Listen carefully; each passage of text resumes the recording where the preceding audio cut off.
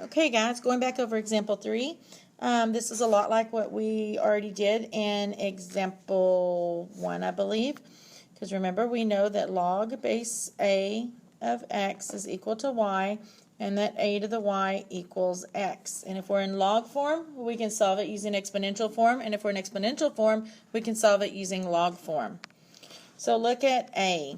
A starts out with log, so it's in log form, so we're going to set it equal to y.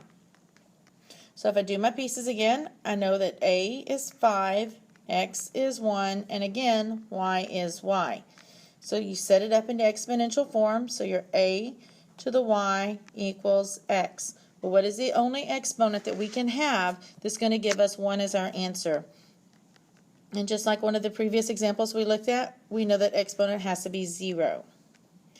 For b, it's the same idea. It starts out with log, so we know we're in log form, so we're going to set it equal to y.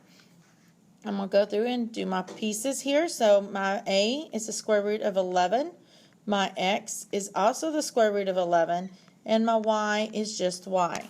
So when I go to set this up in exponential form, I get a, which is square root of 11, to the y equals x, which is the square root of 11. Well, my bases are equal, but what is the exponent that's on that second square root of 11 there? Well, remember, if it's not written, it's going to be a 1. Since your bases are equal, you can get rid of them, and you find your solution that y is equal to 1.